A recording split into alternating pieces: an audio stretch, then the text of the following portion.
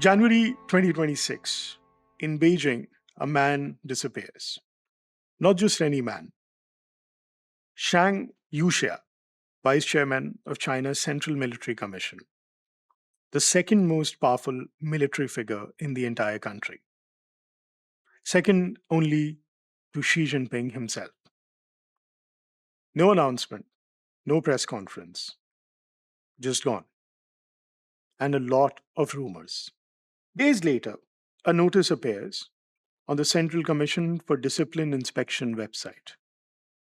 11 words in Mandarin. Translated, they mean Zhang Youxia is under investigation.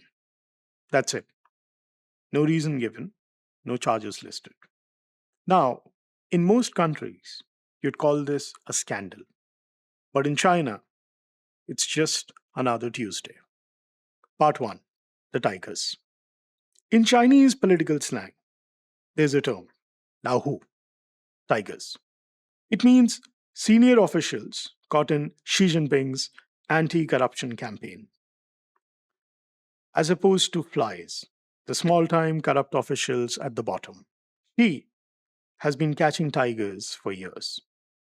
But 2026 is different. Let me give you some numbers. In the first 3 months of 2026 alone, China's Central Commission for Discipline Inspection, the CCDI, opened 245,000 cases, disciplined 183,000 people. 30 of those cases were at the very top. Provincial governors, ministers, generals, you get my drift. In January, 8 centrally managed cadres came under investigation. That's the tier where Xi personally has to sign off. In January 2025, that number was 2. The year before that, 2024, it was 5. The year before that, 2023, it was 3. So, from 2 to 8 in 1 year. The CCDI's own stated policy is no forbidden zones, full coverage, zero tolerance. And here's something that jumped out of the March 2026 data. Of the cadres charged with political discipline, the violations that month, 27 out of 33 were cited for actively resisting the party's investigation. Think about it. That's 4 out of 5. Fighting back against their own party, inside the machine designed to punish them. This is not the behavior of people who feel guilty. That is the behavior of people who feel betrayed. Part 2. The military. Now, here's where it gets interesting.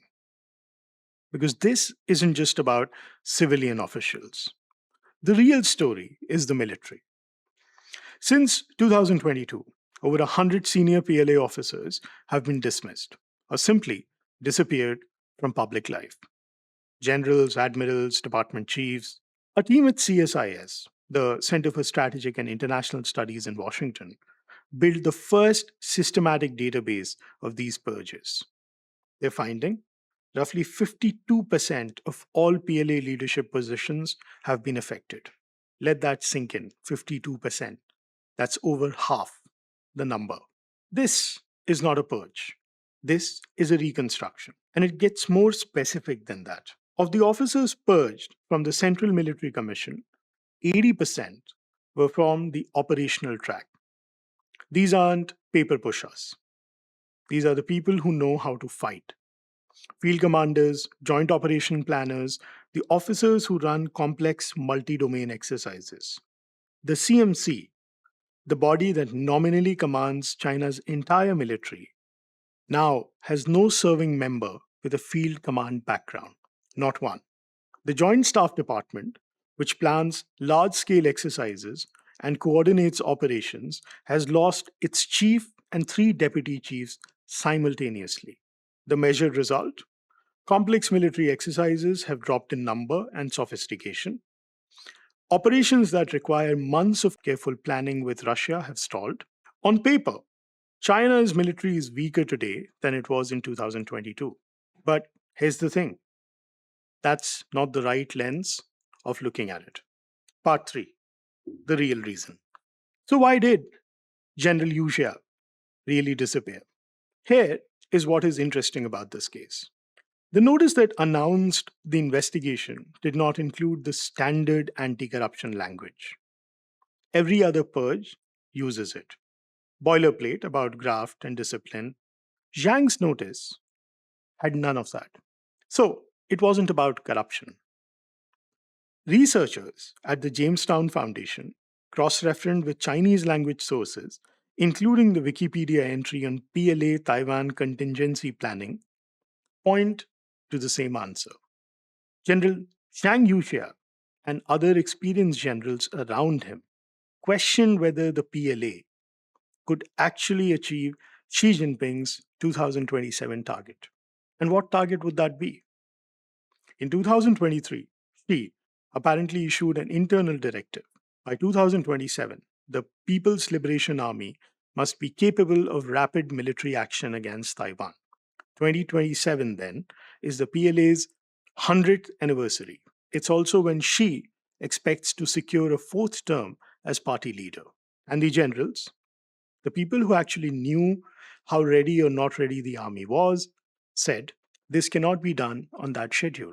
Xi's response was not to change the schedule. His response was to change the generals. Let me put that into perspective.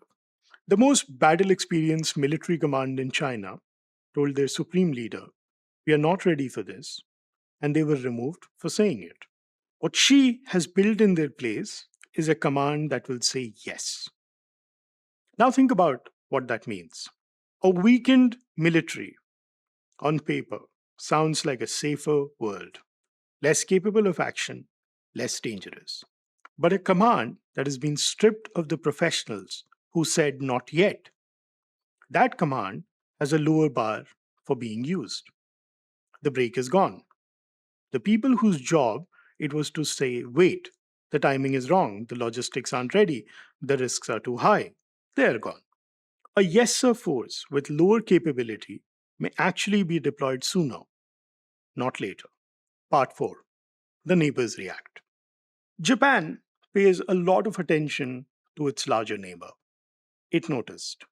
In the fiscal year 2026, defense budget is 9.04 trillion yuan, about 58 billion US dollars. That puts it at roughly 2% of GDP, a threshold Japan committed to but wasn't expected to reach this quickly. Japan has adopted counter-strike doctrine. It can now legally strike bases preparing to attack. Its upgraded Type 12 anti-ship missiles, with ranges above 1,000 kilometers, entered operational service in 2026. For the first time ever, Japan's self-defense forces participated in the US-Philippines military exercises as combatants. Not observers, combatants. And here's Beijing's response to all this. They called it new militarism.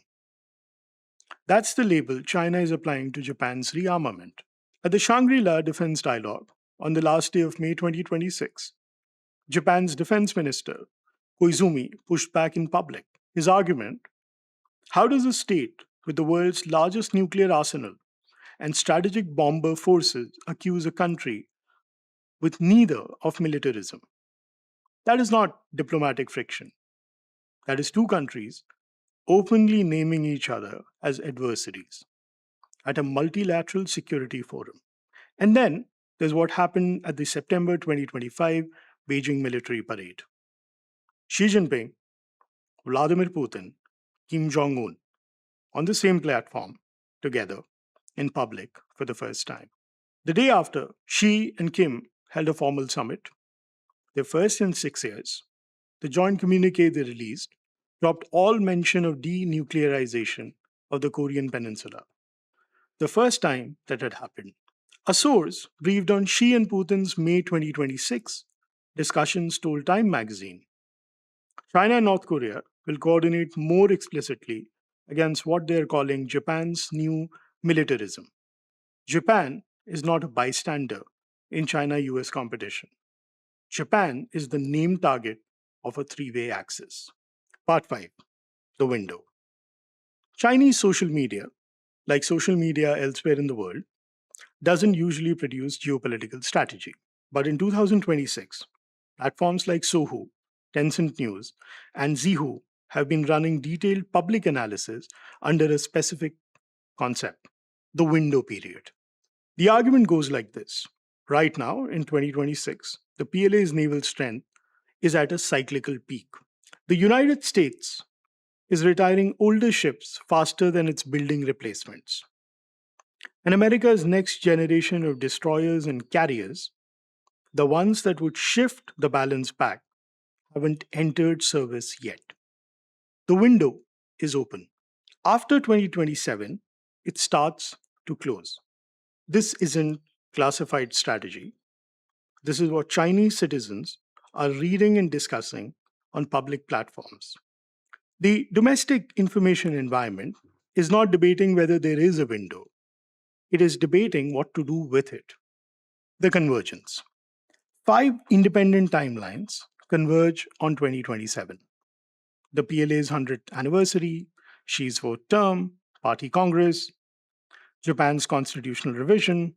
Prime Minister Takaichi has targeted 2027, the naval balance window, and the delay of US next generation naval assets past that year. No single actor designed this convergence. It emerged from the collision of completely independent decisions made in Beijing, Tokyo, and Washington over the last decade. But every major player is now calibrating their decisions against that same horizon. The tigers are falling in Beijing. The budgets are rising in Tokyo. The parades are getting bigger. The windows are being discussed in public. And somewhere in the architecture of all this, in the empty CMC seats, in the unsigned communiques, in the debates, a question is forming. What happens when all 5 clocks start ringing at the same time? Here is what I keep on thinking about. The standard reassurance is a weakened China is a safer Asia. Less capable means less dangerous. But that's only true if capability is the binding constraint. Xi Jinping has just spent 3 years removing every professional in his military who said, "We are not ready." He replaced them with people who will not say that. The question isn't whether the PLA is weaker on paper right now. The question is weaker for how long and in service of what. The tigers, who could roam in the jungle and roar back, are silent.